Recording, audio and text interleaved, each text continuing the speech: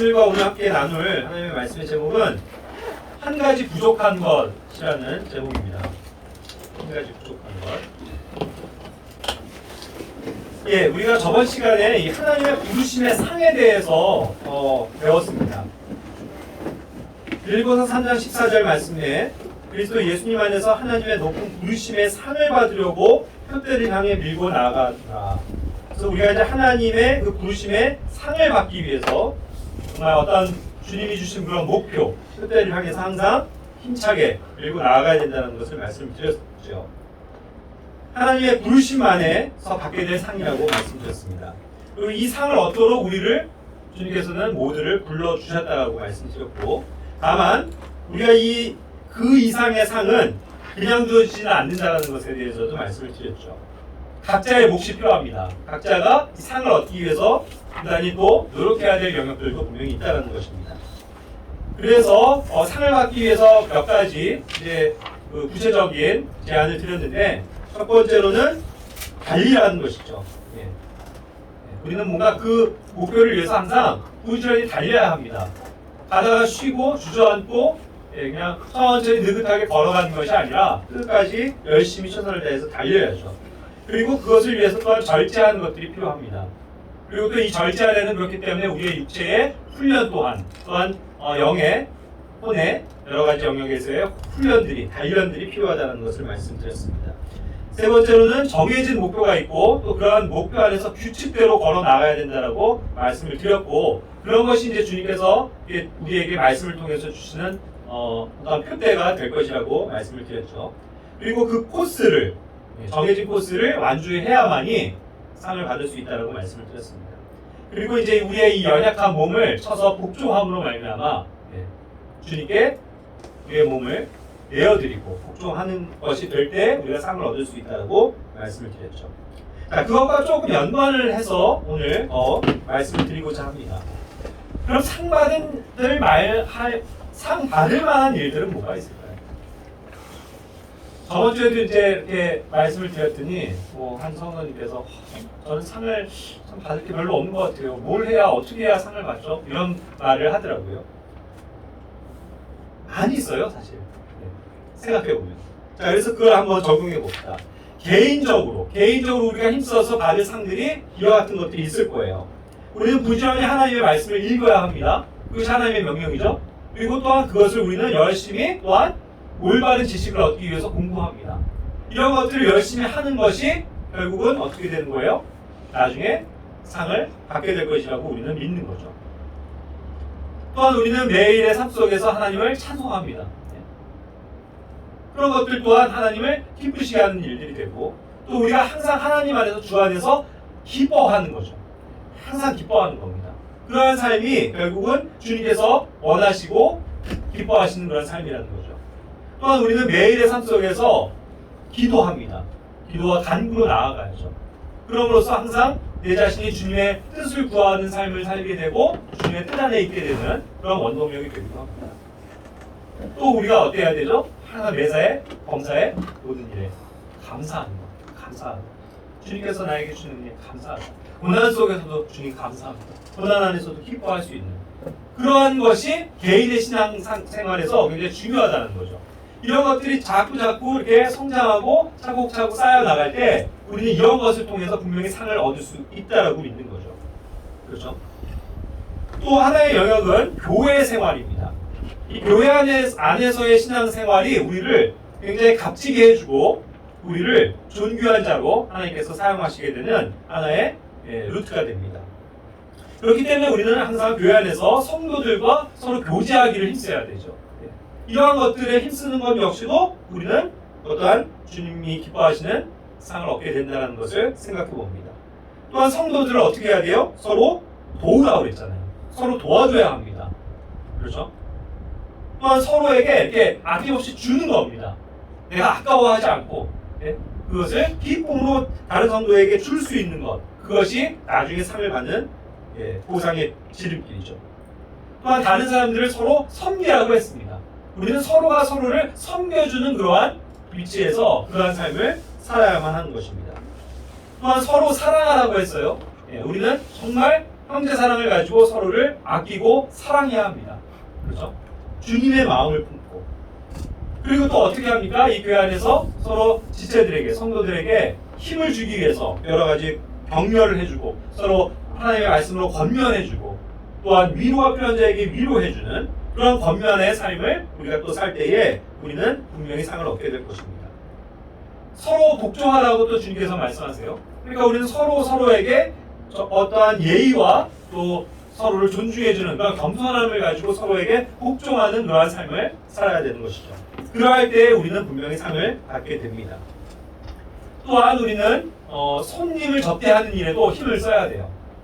그래서 다른 사람들을 돌아보고 초대하고 식사를 대접하고 나그네를 대접하고 성도를 그렇게 섬기는 일에 항상 들여져야 된다는 사실이죠. 그리고 우리에게 주어진 약속되어져 있는 이러한 모임, 하나님께 예배드리는 이러한 시간, 함께 기도하는 것, 이런 것들을 항상 자기의 생활에 가장 1순위로 놓고 그것에 열심히 들여지는 것.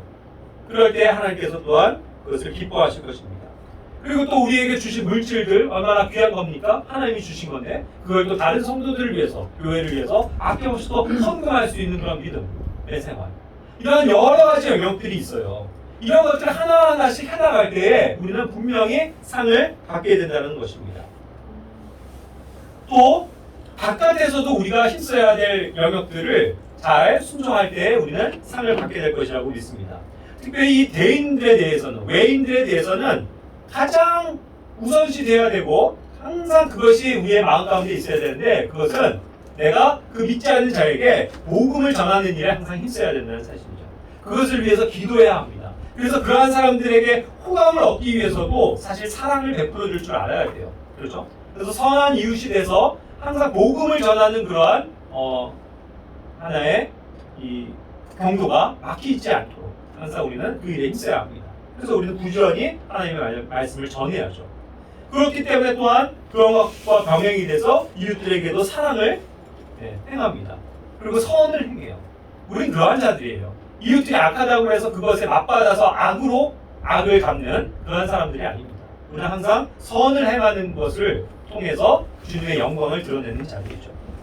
또한 우리는 바깥에서 살면서 모든 일에 신실한 자들이 되어야 합니다. 그렇죠? 성실하고 또 부지런하면서 자기에게 맡겨진 일들을 신실하게 잘하는 그런 일꾼들이 되어야 된다는 것입니다.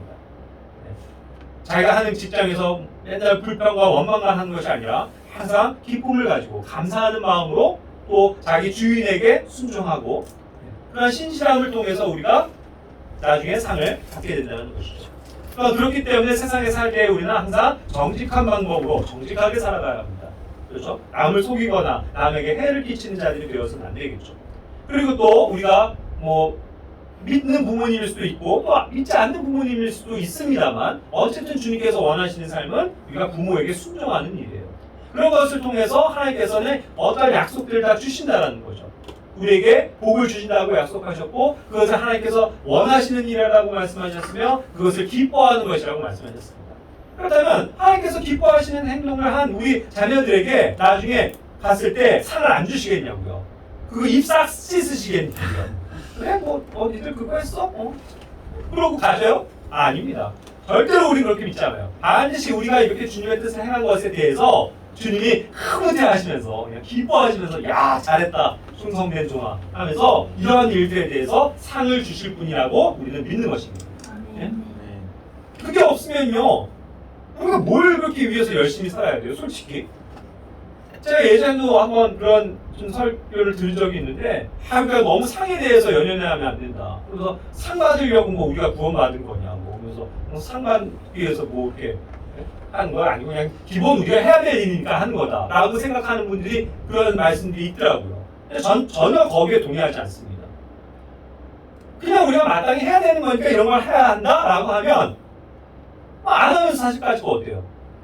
상도 없고 책망도 없다면 그렇죠. 그러나 분명히 성경에서 볼 때 이런 것들에 대해서 하나님은 자신이 기뻐하시는 일을 행한 자녀들에게 복을 주시고 이 땅에서 받지 못한 그런 상들을 반드시 주실 것 아니에요? 그걸 우리가 믿기 때문에 더 열심을 내야 되는 건 맞습니다. 그렇죠. 책망 듣지 않기 위해서 우리는 이런 일을 열심히 순종해야 되는 게 맞다고요. 저번 주에도 우리가 굉장히 충격적인 단어를 제가 제시했죠. 그 파운드에 비유해서 마지막 하나 그냥 그대로 싹 갖고 와서 했었던 그 종을 뭐라고 그랬다고요? 사악한 종이라고 평가하시잖아요. 이 사악한 종아, 사악한 놈아. 그런 책망을 분명히 하나님께서는 제시하고 계시다는 거예요. 그렇기 때문에 그러한 사악한 종이 되지 않고 잘했다, 착하고 충성된 종아 하면서 우리에게 그냥 기쁨으로 하나님께서 상을 주시는 그것을 바라본다면 우리의 삶이 어떠해야 하겠냐는 거죠. 이런 것들뿐만이 아닙니다. 우리는 여러 가지 영역에서 순종하고 진리 안에서 행해야 될 것들이 그래서 많아요. 우리가 다 상을 받기 위한 하나의 이 도구들입니다. 우리가 다른 사람들을 사랑하는 일이에요. 공의를 행하는 일입니다. 또한 항상 우리는 성실해야 돼요. 또한 부지런한 삶을 살아야 합니다. 또한 우리가 주님 앞에 겸손한 자가 되어야 되겠죠. 그리고 우리는 항상 기쁨 가운데 있어야 되고 다른 사람들과 화평하려고 노력해야 되고 또한 다른 사람들에 대해서 오래 참아주는 그런 사람들이 되어야 합니다. 다른 사람들에 대해서 늘 부드러운 그런 말과 행동을 해야 되고 우리는 믿음을 가진 삶을 살아야 합니다. 그리고 다른 사람들에 대해서 항상 온유한 마음을 품고 주님의 말씀을 받아들이는 그런 유연한 자들이 되어야만 하겠죠. 그리고 모든 일에서 우리는 절제해야 합니다. 그리고 우리는 때로는 고난을 당하지만 그 고난도 기뻐할 수 있는 그러한 믿음을 가져야만 하죠. 또한 우리는 모든 일에서 진실한 자들이 되어야 된다고 말씀하십니다. 그리고 모든 영역에 있어서 다른 사람들에게 좋은 평판을 받는, 좋은 평가를 받는 사람들이 되어야 된다고 주님께서 말씀하고 계시죠. 하나님을 닮아가는 것, 아들리네스라고 하는 그 경건함을 우리의 삶 속에 이룩해야만 한다는 것이죠. 그래서 주님께서 거룩하신 것처럼 우리 또한 거룩한 삶을 살아가는 것이 주님의 뜻입니다. 그리고 우리는 모든 사람들에게 항상 웃는 얼굴로 친절할 수 있어야만 하죠. 자기의 감정을 따라서 그냥 이랬다 저랬다 화냈다가 막 인상 쓰고 있는 그런 사람이 되어서는 안 돼요. 그러니까 이러한 모든 영역에 있어서 주님께서는 이 하나님의 말씀으로 우리를 연단시켜 주시고 가르쳐 주신다는 거죠. 그래서 성경은 항상 우리의 지침서예요. 열심히 성경을 공부해야 합니다. 그래서 성경이 뭐라고 하는지에 따라서 나의 삶을 거기에 맞춰 나가야 돼요. 그럴 때 우리는 장성한 그리스도인의 그러한 분량에까지 이룰 수 있겠죠. 그리고 그렇게 장성한 그러한 삶을 살았을 때, 성장한 삶을 살았을 때 주님은 그것을 기뻐하시고 반드시 상을 줄로 믿는다는 것입니다. 자, 이렇게 여기에 영역에 나와 있는 이런 한 가지 한 가지를 유의해 보세요. 그럼 한 가지가 굉장히 소중한 것이고 내가 이룩해야 하는, 이루어 나가야 되는 굉장히 상의 종류라는 것을 우리는 이해할 수 있다는 것입니다. 이것이 단순히 그냥 우리의 삶을 그냥 바꿔나가야지 하는 그런 지침서만의 문제가 아니고요. 이런 모든 것들에 순종을 할 때에 이게 나의 상과 직결되는구나. 그렇죠? 그렇게 생각할 줄 알아야 된다는 거예요. 그게 성숙함입니다. 믿음에 있어서. 그렇기 때문에 또 역으로 보면요. 여기 이렇게 열거한 여러 가지 영역들 중에서 아직 내게 부족한 것들이 있을 수 있어요. 분명히. 그렇죠? 그 부족한 것들이 무엇인지를 어떻게 해야 돼요? 점검해야 되는 것이죠. 점검해야 합니다. 내가 무엇이 부족한지. 그리고 그 가장 부족한 것 한 가지를 위해서 그것을 바꿔나가기 위해서, 채워나가기 위해서 우리는 기도하고 순종하는 일에 항상 힘써야 된다는 것을 말씀드리고 싶은 겁니다. 자, 그래서 본 주제인 아직 그렇다면 우리가 부족한 한 가지가 무엇일까? 그것에 대해서 한번 묵상을 해보기를 원합니다. 다같이 누가복음 18장 20절에서 23절 말씀인데요. 20절부터 23절 다같이 한번 읽어보도록 하겠습니다. 내가 가늠하지 말라, 살인하지 말라, 도둑질하지 말라, 거짓 증언하지 말라, 내 아버지와 어머니를 공경하라 하는 명령들을 아느니라 하시니 그가 이르되 이 모든 것은 내가 어려서부터 지켰나이다 하거늘 이제 예수님께서 이것들을 들으시고 그에게 이르시되 내게 아직도 한 가지 부족한 것이 있으니 내가 가진 모든 것을 팔아 가난한 사람들에게 나누어 주라. 그리하면 하늘에서 내게 보화가 있으리라. 그리고 와서 나를 따르라 하시니 그가 큰 부자였으므로 이것을 듣고 심히 근심하니라. 자, 한번 말씀을 묵상해 볼까요? 자, 여기 우리는 너무나도 잘 아는 한 선한 청년의 이야기가 나옵니다. 이 사람은 부자였죠. 아주 굉장히 큰 부자였습니다. 그런데 그는 그래도 어려서부터 참 이 하나님의 말씀을 존중하고 하나님을 두려워하는 가운데서 살면서 그 하나님의 말씀을 쫓아서 살고자 부단히 노력했던 사람인 것을 우리는 볼 수가 있습니다.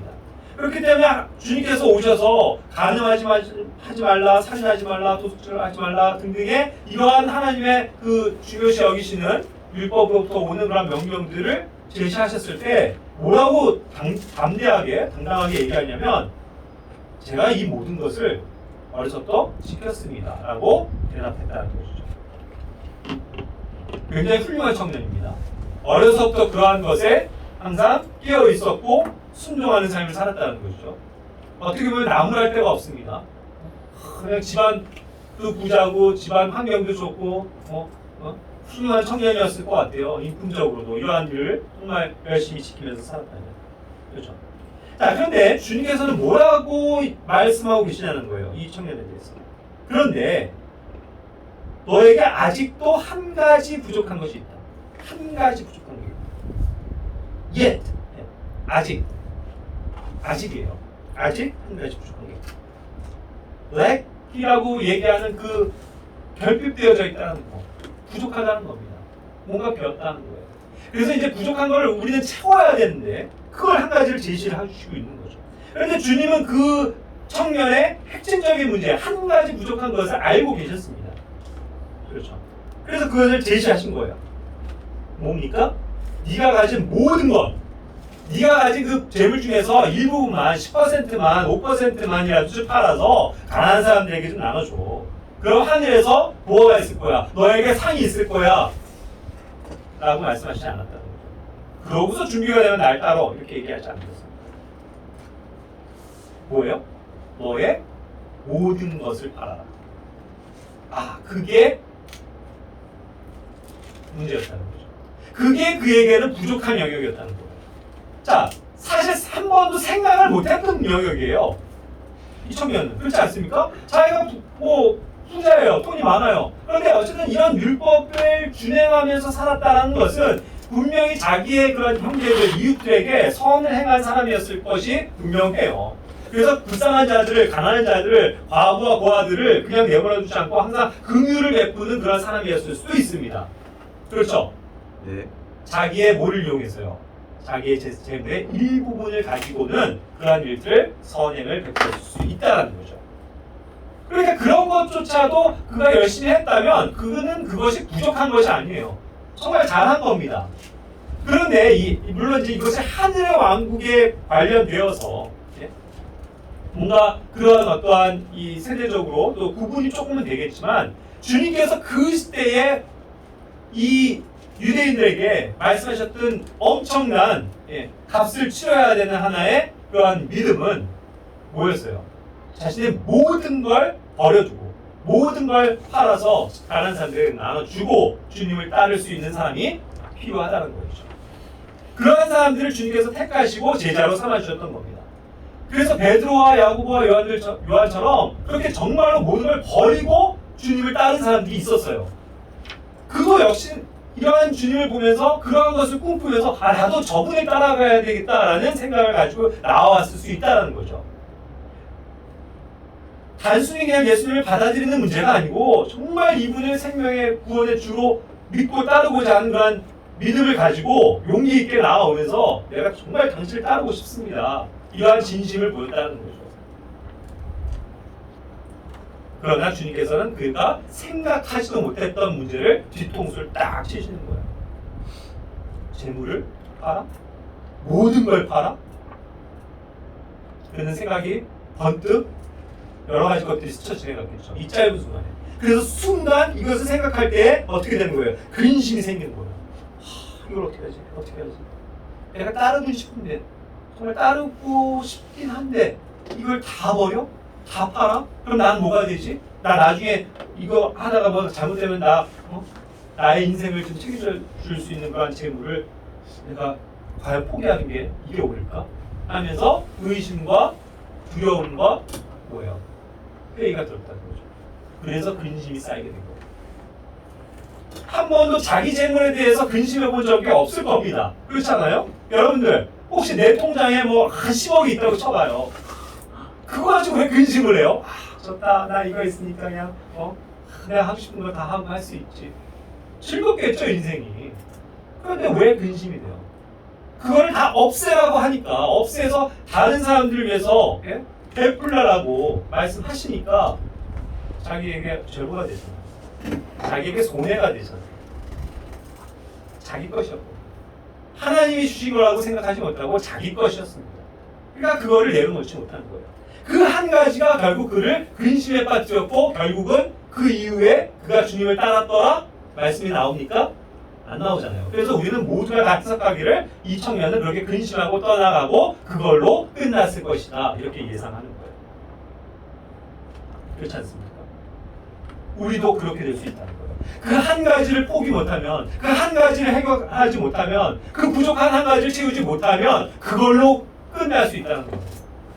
그 문제 그대로 거기에 빠져서 그냥 헤어나지 못한 채 주님께 엄청난 나중에 보화를 받을 수 있는 이 상을 얻지 못하고 우리의 인생을 마감할 수도 있다, 그런 생각이 듭니다. 자, 그런데 보세요. 제가 여기 밑줄 쳐놨지만 23절에 그가 큰 부자였으므로, 이것이 for입니다. For he was very rich. 원인에 대해서 얘기하는 거죠. 이유에 대해서 설명하는 거예요. 그가 근심하게 된 이유가 있습니다. 왜예요? 그가 부자였기 때문이다. 부자였기 때문에 그거를 내려놓지 못한다는 거예요. 부자였기 때문에 그 문제를 내려놓고 주님을 찾고 주님의 것으로 채우지 못했다는 거예요. 부자였기 때문에. 자, 이 원인에 항상 주의를 기울여 보시기 바랍니다. 내가 뭔가 주님을 따라가지 못하고 주님께 상을 얻기 위해서 한 가지 부족한 것을 온전히 채우지 못한다면 거기에는 반드시 이유가 있다는 거예요. 이유가 없는 것은 존재하지 않습니다. 반드시 내 마음 어딘가에 도사리고 있는 뭔가의 문제가 나에게 있기 때문이에요. 그 원인이 뭐예요? 한 가지 부족한 것을 아십시오. 저는 그걸로 말씀을 끝내는 게 아닙니다. 우리가 알잖아요, 솔직히. 정직합시다. 우리는 원인이 있어요. 그 원인 때문에 사실 한 가지를 못하는 거라고요. 그걸 찾아내자고요. 자, 지금 한번 종이를 꺼내서 한번 적어보시기 바랍니다. 같이 한번 적어보세요.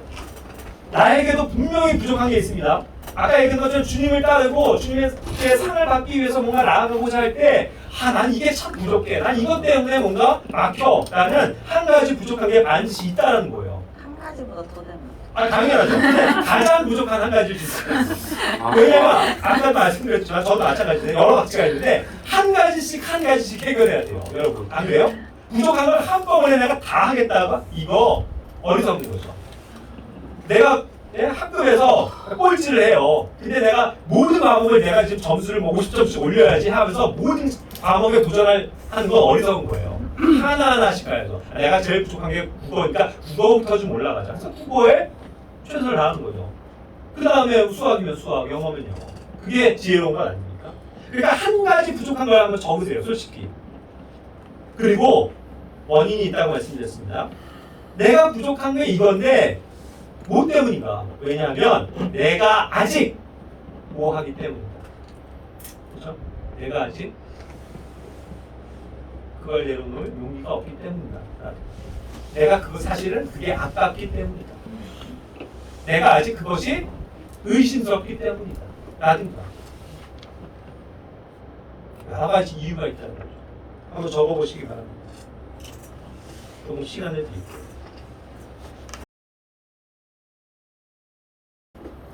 우리는 이런 것들에 대해서 한번 자기를 점검해 보는 것입니다. 그런 것들이 필요해요. 자, 그런데 이제 말씀을 이어가겠습니다. yet라는 단어가 있죠. 아직. 근데 그 아직이라는 말은요, 어떻게 보면 기회가 있다는 얘기예요. 그렇지 않습니까? 네. 아직은 내가 이게 부족해요, 주님. 그렇습니다. 인정해야 돼요. 주님, 제가 정말 아직까지는 이게 안 돼요. 주님 도와주세요. 아직까지는 제가 이게 되지 않습니다. 이게 부족합니다. 주님 그런 채워주세요. 라는 기도와 간구 속에 우리의 삶을 주님께 정말 그것을 위해서 내어 놓아드려야 되죠.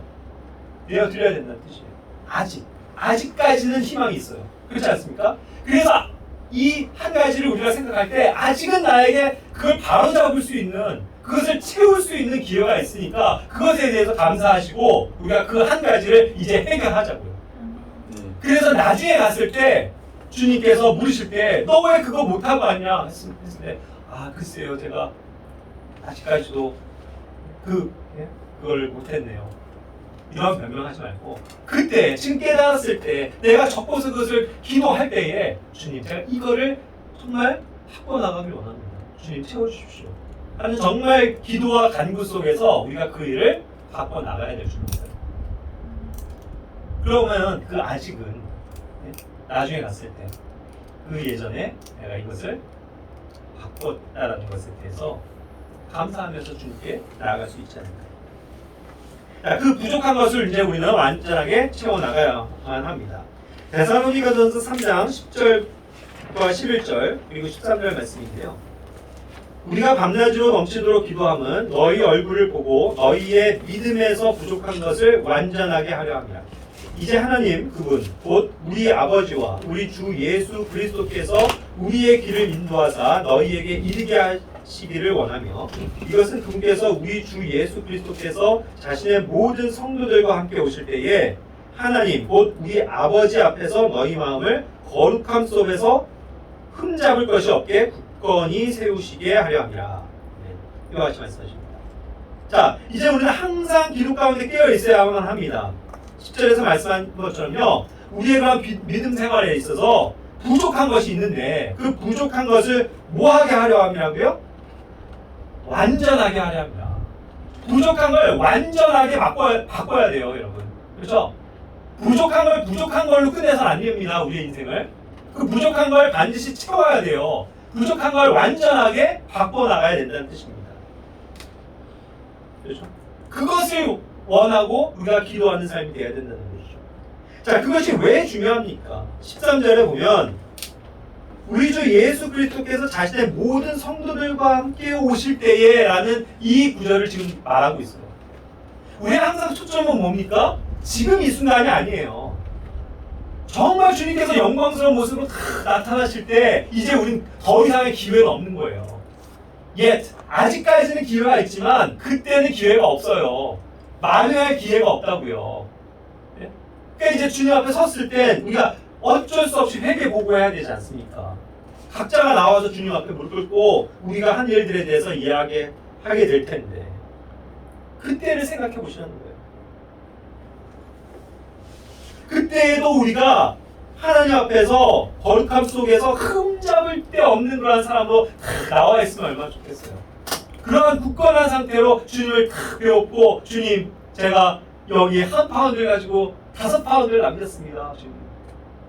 주님 제가 부족하지만 그래도 2파운드는 남겼습니다. 이렇게 고백할 수 있을 때 주님이 뭐예요? 잘했다. 착하고 충성되죠. 신실한 종. 이렇게 맞아주실 거 아니에요.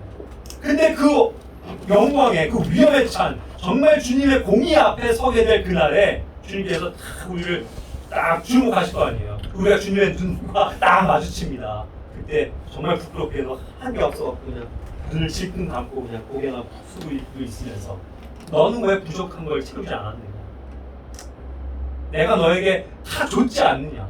여기 형제, 여기 형제, 여기 형제 다 동일하게 줬지 않느냐? 근데 너는 뭐 했냐? 그렇게 물으신다.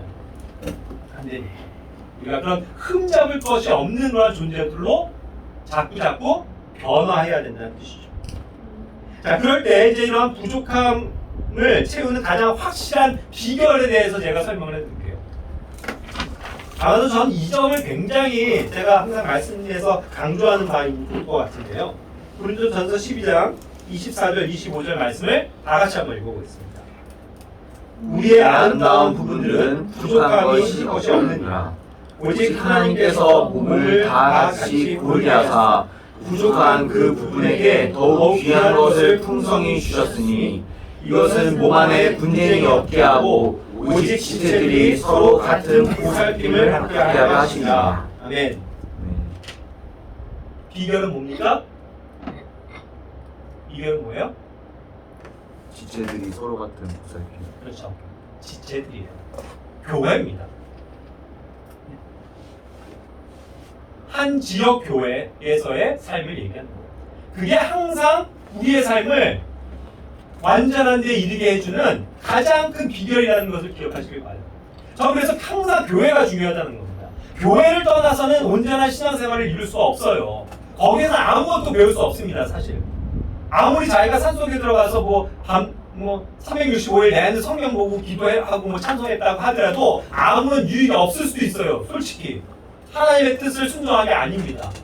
우리는 이 땅을 살면서 우리 한 지역교회를 만나서 지역교회 안에서 서로를 섬기고 함께 예배드리고 함께 하나님의 말씀을 공부하고 서로를 격려하고 서로를 세워주는 일을 위해서 우리를 각자 이곳에 있게 하신 거예요. 그게 주님의 부르심입니다. 그렇죠? 구원받았다라고 끝나는 게 아니고 구원받자마자 사실은 이러한 부르심 가운데 우리는 있어야 되는 게 마땅한 거예요. 그래서 하나님께서 우리에게 주신 이 교회, 지체들 너무 감사한 건 아닙니까? 네? 다들 한번 얘기해보세요. 옆에 형제님들 감사합니다. 네? 정말 여러분들이 있음으로 인해서 제가 성장할 수 있습니다. 제가 완전해질 수 있습니다. 그거죠. 네. 보세요. 얼마나 그래요? 네? 나 자신을 보시라고요. 얼마나 부족한 거 많습니까? 얼마나 부족한 투성이에요.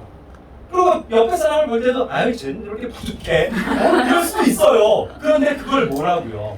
그 부족한 것조차도 아름다운 부분이라고 말씀하셨고 이거를 다 같이 고르게 하셔서 그 부족한 부분에게 더욱 귀한 것을 풍성히 주시는 게 하나님이라고요. 그게 교회에 살아있는 가치라고요. 우리를 서로를 보살펴주고 서로를 감싸주고 서로를 세워주고 서로를 권면함으로써 그 부족한 것들을 채울 수 있도록 내가 사랑이 부족한데 다른 사랑이 많은 형제들을 통해서 사랑을 배우게 됩니다. 내가 정말 기도하지 못하는 사람인데 다른 형제자매들의 중보 기도를 통해서 나의 마음에 울림이 생기고 나 역시 기도에 동참하게 됩니다. 그렇죠? 그런 여러 가지 것들이요. 우리가 서로를 세워주는 일들을 하고 있다는 것을 믿으셔야만 합니다. 네. 그래서 교회 생활은 중요한 거예요. 그래서 우리가 함께 모이는 건 중요합니다. 오늘날 이러한 세대들처럼 무슨 인터넷 틀어놓고 집에서 그냥 잠옷 바라보고 앉아가지고 예배드리고 그걸로 일종의 신앙생활의 의무를 다했다라고 생각하는 그런 어리석음을 우리 교회는 절대로 인정할 수가 없어요. 우리는 어떠한 고난이 오더라도 자발적으로 자원해서 기쁨을 가지고 나와서 함께 모이고 만나고 교제하고 서로를 격려하고 기도하며 주님 앞으로 나아가야 된다는 것이죠. 그게 서로를 보살펴주는 일이라고 얘기했어요.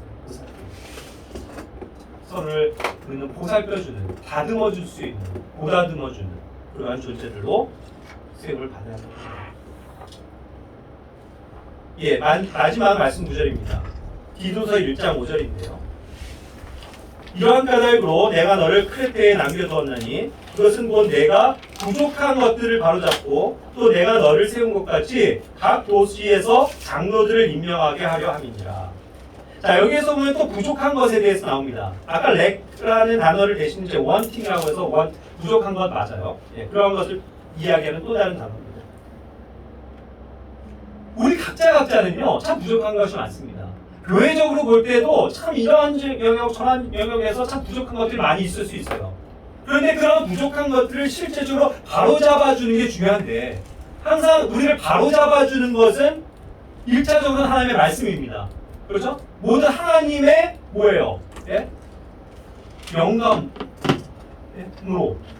주어진 이 하나님의 말씀이 우리를 올바른 교리와 바로잡음과 의로 교육해주는 그런 것으로 이끌어주지 않습니까? 그러니까 하나님의 말씀인데 이런 말씀으로 항상 바로잡아주는 일을 교회 안에서 더욱더 힘써야 되는 사람이 있다고요.